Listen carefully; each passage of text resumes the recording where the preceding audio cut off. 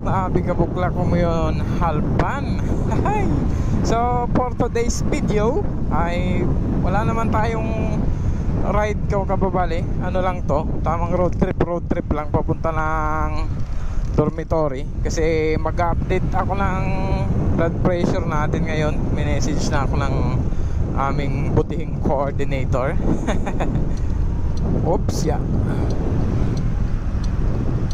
Tapos nang dadaan lang din ako ng palengke. Mamimili lang ako ng pambaon, pang second break natin sa company, para meron tayong makain. So nagkakanin lang kasi ako kapag pagpasok. Tapos yung second break is tamang putas-putas na lang tayo. Dadaan muna ako dito sa may gas station. Papagas lang tayo. Ipay. Pagas lang tayo ng 100.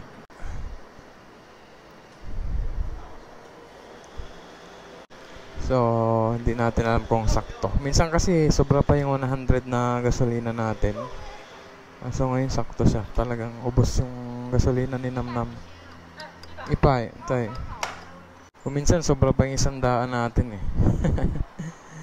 O ngayon na medyo nagutom si Dungis pala. Namnam.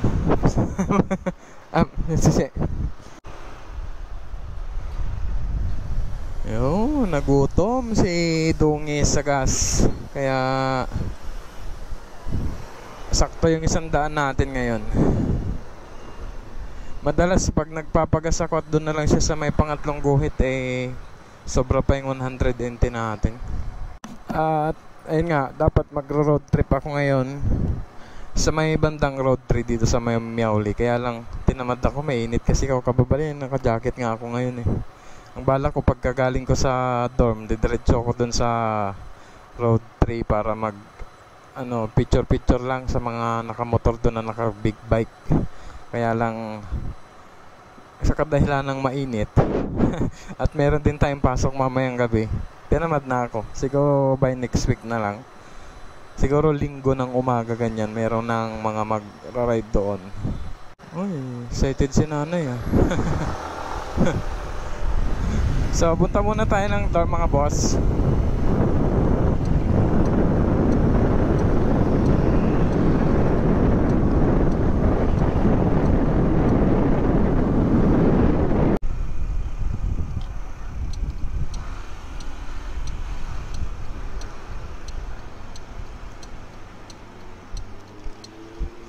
Oops, dito may mga bilihan ng dito. Gaganda rin ng dito ng mga rim nila.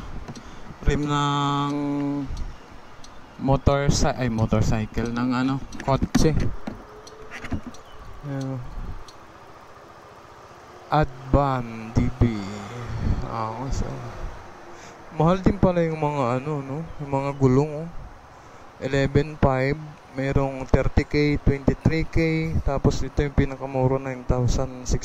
And expensive din pala magkaroon ng sasakyan. So dito nga pala ginaganap yung basketball tournament ng KYEC o kababali dito sa may tulay na to. Galing tayo dito kahapon. At yung laro daw dito ay every Friday, Saturday at Monday. Grabe si Idol. Slow down pero bumabarirot. Panis. Lodi na kita. Pero hindi kita gagayahin.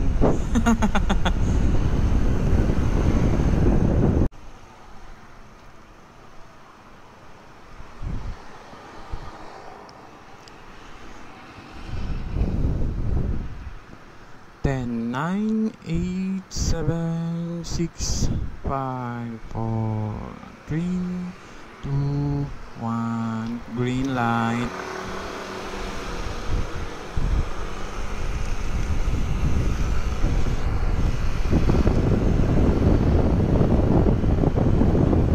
So ito nga pala yung natin, yung kinabit natin kahapon.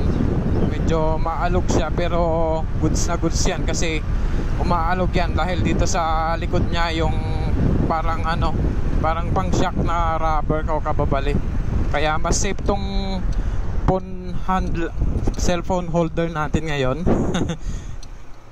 Gawa ng makapal din to, goma siya, unlike dun sa una, plastic lang yung ganito niya, kaya mabilis na sira. Tapos yung sa likod niya ay nakadikit lang, ito nakapix ng tornilyo o kababali.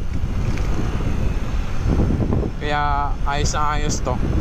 Sa mga gustong umorder, ilalagay ulit natin sa comment at description link yung link ng shop o yung pinagbilan natin. At sa mga gustong umiscore, click nyo na lang mga boss.